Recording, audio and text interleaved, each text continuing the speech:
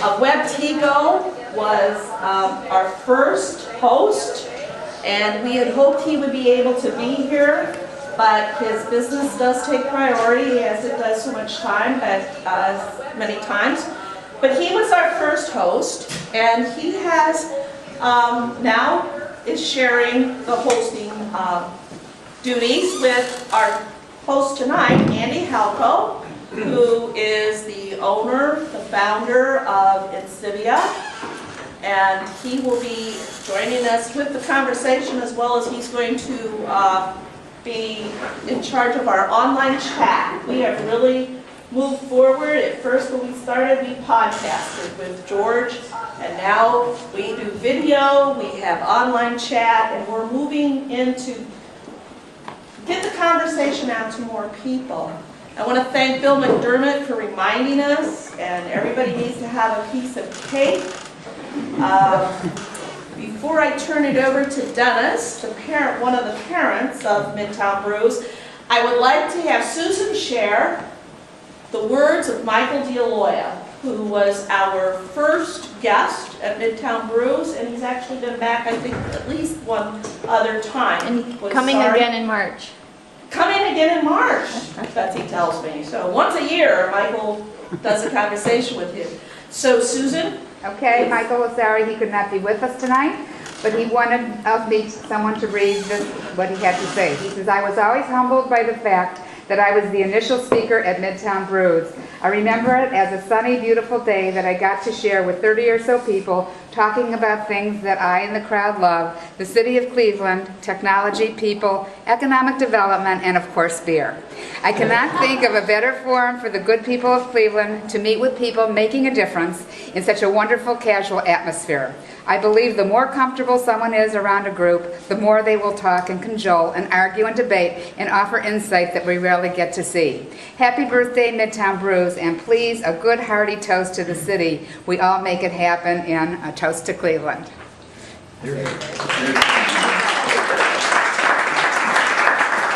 Okay, before we start our conversation tonight, I'm going to have Dennis, who is, as I said, one of the parents of Midtown Brews.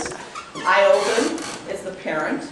And Dennis is like speechless. I don't believe it. He's going to tell us a few words about IOPN and what they stand for and why they believe that Midtown Brews is an important part of Cleveland. Okay, I'm Dennis Coughlin. I'm one of the directors of the Institute for Open Economic Networks, which is known as IOPN, and we started in 2005 after we left Case Western Reserve University. We became independent from there, and IOPN was encouraging civic engagement and for economic development purposes.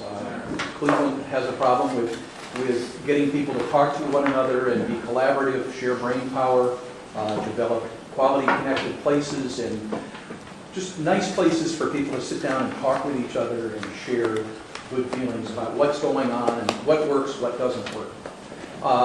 But shortly after we moved to Midtown, and we began Midtown Mornings, which was every Friday morning. We had coffee and bagels, and it was people in the Midtown area sharing their thoughts about what was going on in Midtown, in St. Clair Superior, and out of that grew Midtown Brews, which is collaborative conversation and sharing of brain power. And it's wonderful to be the parent, and it's like a parent. You can't tell anybody what to do. You just sort of give them the best you can and let them grow. Okay, well, thank you. That's a great lead-in. Tonight we're going to discuss advocacy, and you're probably wondering why it's me and not George leading. I asked George to be on the other side of the table, per se, tonight, because he is one of these, well, not maybe the social media guru of Cleveland, I believe, because he's always on the cutting edge of what's new in that development. He shares it freely with people, and I believe that tonight when you ask your questions, he will have suggestions for you on how you can optimize what we all do. And that's what I'd like to see. Our conversation tonight is about advocacy. And all of you came here for one thing or another. Some of you were invited to please share your part of what you do with advocacy.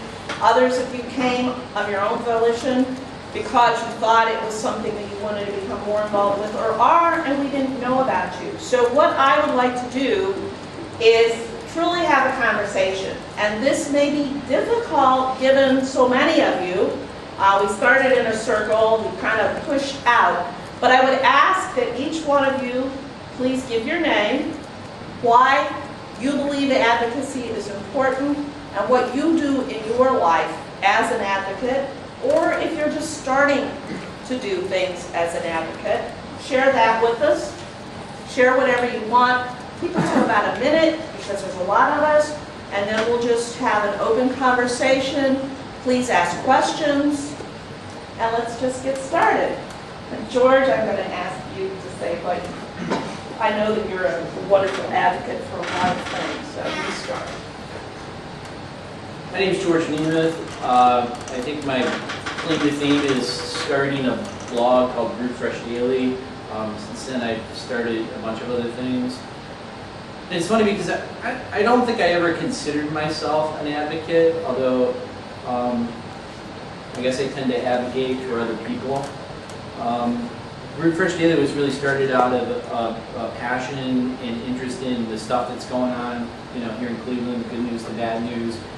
And I really wanted to invite participation. I didn't want it to be my blog. I wanted it to be a community and a community blog. And so I worked a lot doing that.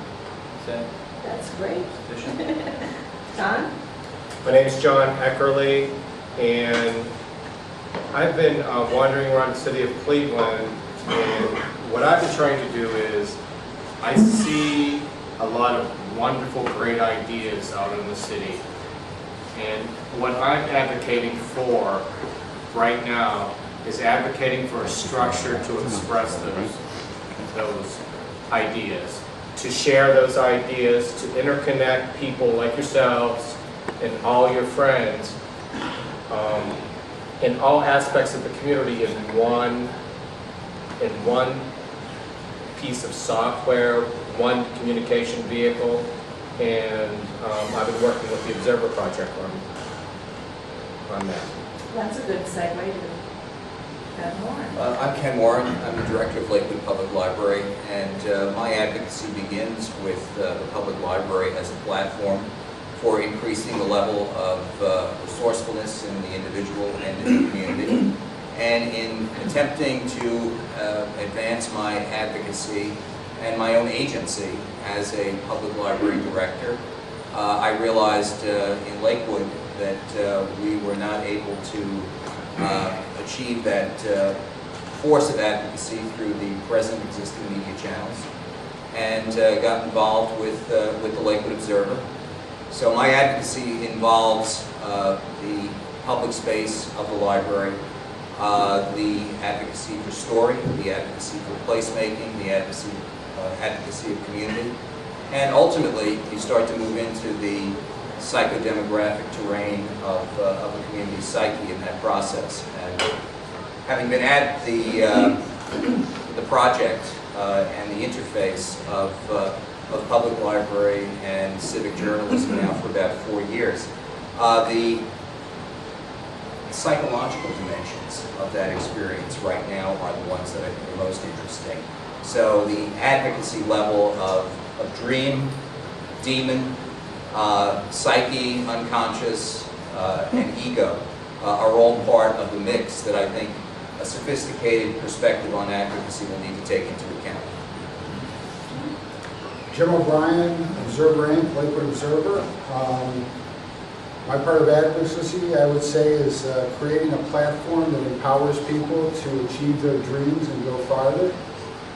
We've created a software package that allows you to come up with an idea, take ownership of that idea, shepherd that idea through with the power of both print media, online media, the financial backing of stores in the neighborhood, to create what we call community building software across all platforms.